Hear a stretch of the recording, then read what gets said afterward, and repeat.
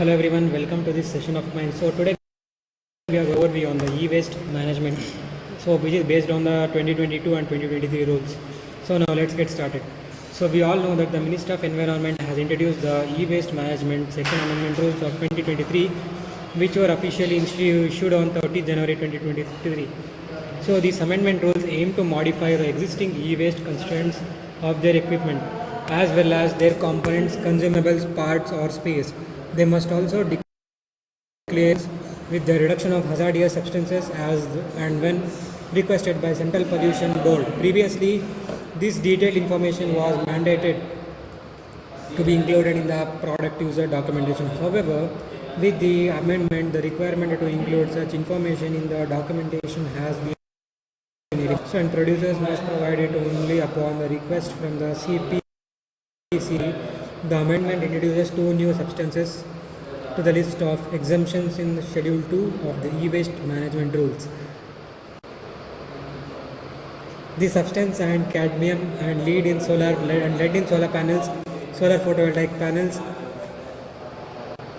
cell modules and lead excluding all implanted and infected products. So now let's understand what this e-waste is. So e-waste basically refers to some kind of electronic or electrical equipment, so either in its entity or in its part. So that is discarded as waste by consumers, bulk consumers, or as rejected from manufacturing, refurbishment and repair processes. Waste electrical and electronic items are commonly known as e-waste. Improper disposal or careless recycling of e-waste such as water waste can harm health and the environment, making it necessary to regulate e-waste. The e-waste including items like refrigerators, television, LCD, LEDs, washing machine, computer, laptop, printers, etc. So as of listed in the Schedule 1 are not hazardous waste. However, the presence of hazardous constituents in e-waste make them hazardous when they are unprocessed.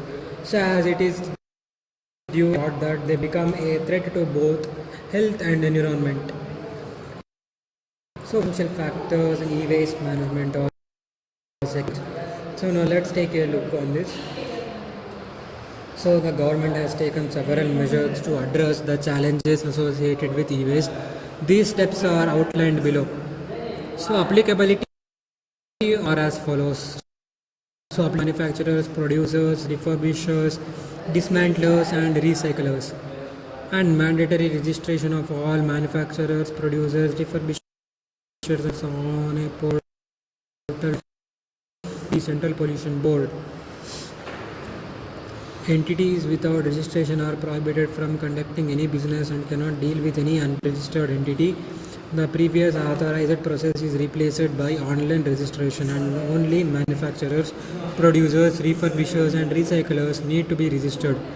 So Schedule 1 has been expanded, now encompassing 106 electrical and electronic equipment that is under EEE under the EPR regime. Producers of the notified EEE are assigned annual e-waste recycling targets based on their previous EEE sales or generation, with targets starting at 60% for 2023 to 2024 and 2024 to 2025, so 70% for 2025 to 2026. So management of solar PV modules, panel cells has been incorporated into new rules. So the quantity of e-waste recycled will be calculated based on the end product, ensuring accuracy and preventing false claims. A provision has been introduced for the generation and transaction of EPR certificates. So the new rules now include provisions for environmental compensation, verification and audit processes. So a steering committee will be constituted to oversee the overall implementation of these rules. These measures demonstrate the government's commitment to address the challenges posed by e-waste and promoting responsible e-waste management practices in the country. E-waste management, that is second amendment rules of 2023. The amendment as per e-waste second amendment rules are as follows. The amendment to Rule 5 ensures the implementation of approved destruction technologies for managing refrigerants generated during refrigeration and air conditioning equipment production. This measure aims to improve the sustainable management of such waste materials. Now let us head over to the next part of our presentation, that is categories of equipment as per the e-waste management second amendment rules. Now since we have covered the first amendment rules, now let's cover the second amendment rules. So the second amendment rules mainly consist of equipment utilizing and detecting ionizing radiation. So it can be like radiation containing like lead, cadmium, mercury. It can be like X-ray tubes bearing some lead bearings, or electromagnetic radiation. So some kind of the similar things, and also the helium cadmium laser containing cadmium. And what are the documents required for the e-waste management? So the document request for e-waste management, during the process of applying for authorization to establish an e-waste recycling plant, the applicant must submit certain documents to the State Pollution Control Board or the Pollution Control Committee. These documents required as per the e-waste management second amendment rules are as follows.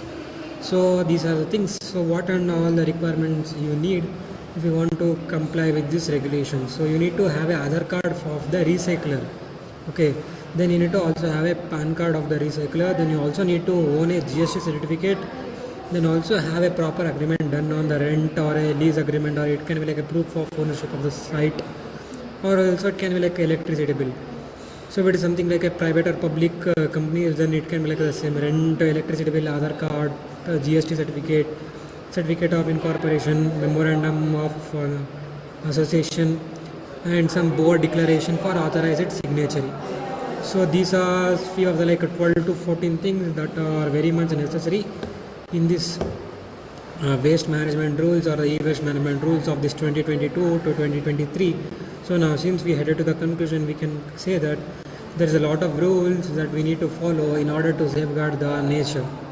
So that's it guys, that's it for this video. Thank you.